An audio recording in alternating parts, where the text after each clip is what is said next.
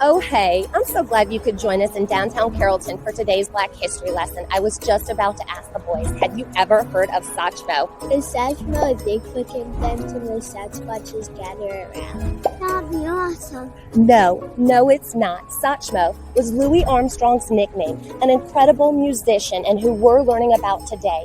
He used his unique voice and incredible talent to stand up for what was right when it was needed most. Follow me. Louis Armstrong was born in New Orleans, Louisiana in 1901, and he grew up tough.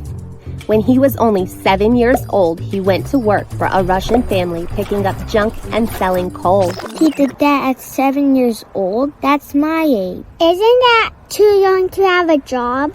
Actually, side note, most places didn't enforce child labor laws until the Federal Fair Labor Standards Act was passed in 1938, which greatly restricted and mostly prohibited kids under the age of 16 from working.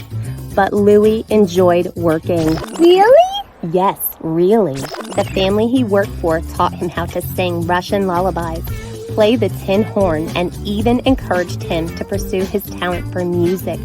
He credited his tough childhood as one of the major reasons for his later success in life. It's just like Frederick Douglass said, if there's no struggle, there's no progress. Exactly. When Louis was 11 years old, he made some bad decisions, and he was sent to a school for boys who got in trouble with the law called the Color Waif's Home for Boys. How long was he at this school? He spent the next 18 months living at this special school. But here's the twist. This is where he was given his first official music lesson. He learned to play the cornet and bugle and became so good so fast that before long he was leading the school brass band. And once that fuse was lit, it never stopped burning. What did he do when he got home from the school? When did he become famous? Patience, you two. I was just about to get there. When Louis was 20 years old, his talent finally got noticed. A famous musician named King Oliver invited him to play in Chicago, which was basically like being picked for an all-star team of musicians.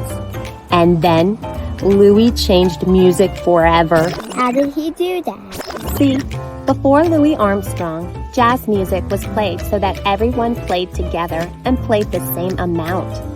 When Louis recorded Hot 5 and Hot 7, he played the trumpet so amazingly that people said it sounded like the trumpet was talking. It was the first time a musician stepped forward in the middle of a song and said, "Okay, my turn," and then do a super creative solo. That's really cool. Everyone loves a good solo. But why did they call him Satchmo? Good question. Louis' voice had a rough, gravelly sound, and it was so unique and so big that people said it sounded like he had a satchel mouth. And so they called him Satchmo for short. That's a fun nickname. I would say Satchmo. I agree. Satchmo became so famous that he played everywhere, was on the radio and TV, and had fans all around the world. In fact, he was so loved that in 1937, he became the first Black person to host a nationally broadcast radio series when he stepped in as the host of the Fleischman's Yeast Show. And he didn't stop there. What did he do? He used his popularity, fame, and incredible talent to push for equal rights and fair treatment. How did he do that? Louis Armstrong demanded all his shows be integrated. He didn't want his audiences split up by race.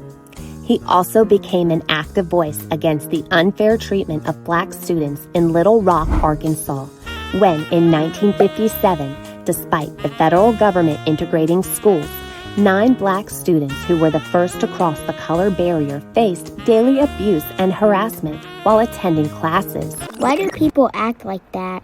I don't really know, hon. During this same time, the government had sponsored a tour to Russia for Louis to go on as a cultural ambassador to promote goodwill abroad.